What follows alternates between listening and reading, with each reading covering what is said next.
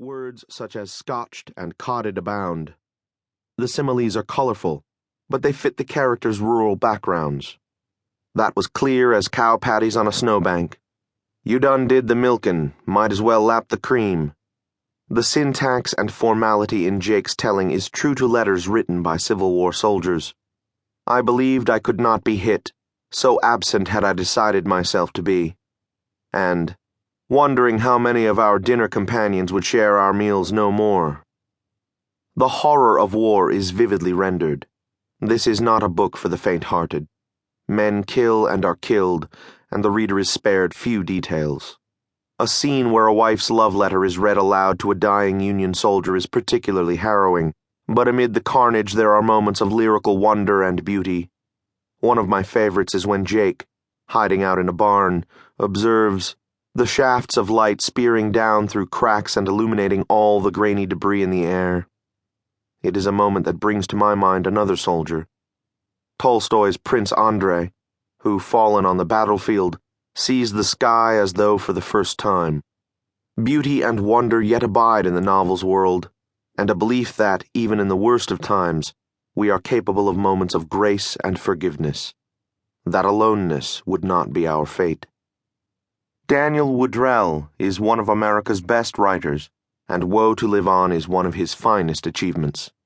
The reissue of this novel is cause for celebration. Ron Rash. Book 1. Playing War is Played Out. Charles R. Jennison of Jennison's Jayhawkers. 1. We rode across the hillocks and vales of Missouri, hiding in uniforms of Yankee blue. Our scouts were out left flank and right flank, while Pitt Mackinson and me formed the point. The night had been long and arduous. The horses were lathered to the withers, and dust was caking mud to our jackets. We had been aided through the night by Busthead whiskey, and our breaths blasphemed the scent of early morning spring. Blossoms had begun a cautious bloom on dogwood trees, and grass broke beneath hooves to impart rich, green odor. The Sneabar flowed to the west, a slight creek more than a river, but a comfort to tongues dried gamey and horses hard rode. We were making our way down the slope to it, through a copse of hickory trees full of housewife squirrels gossiping at our passing, when we saw a wagon halted near the stream. There was a man holding a hat for his hitched team to drink from, and a woman, a girl in red flannel, and a boy who was splashing about at the water's edge, raising mud.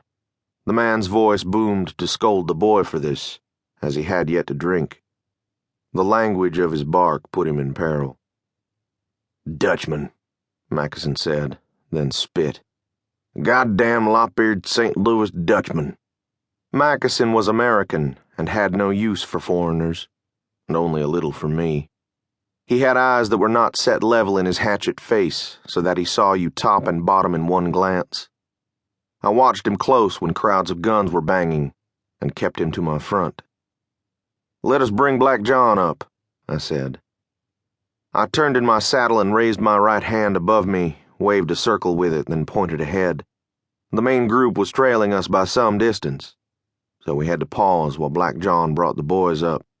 When they were abreast of us, the files parted, and Black John took one column of blue to the right, and Coleman Younger took the other to the left. This movement caused some noise. The Dutchman was made alert by the rumble of hooves, but had no chance to escape us. We tightened our circle about the wagon, made certain the family was alone, then dismounted. The family crusted around the Dutchman, not in fear, but to introduce themselves. Our uniforms were a relief to them, for they did not look closely at our mismatched trousers and our hats that had rebel locks trailing below them. This was a common mistake, and we took pleasure in prompting it. Most of the boys couldn't be excited by a single man, so they led their mounts to the stream, renewed their friendship with whiskey, and generally tomfooled about near the water. Black John Ambrose, Mackinson, me, and a few others confronted the Dutchman. He offered his hand to Black John, whose stiff height, bristly black curls, and hard-set face made his leadership plain. "Wilhelm Schnellenberger," the Dutchman said. Black John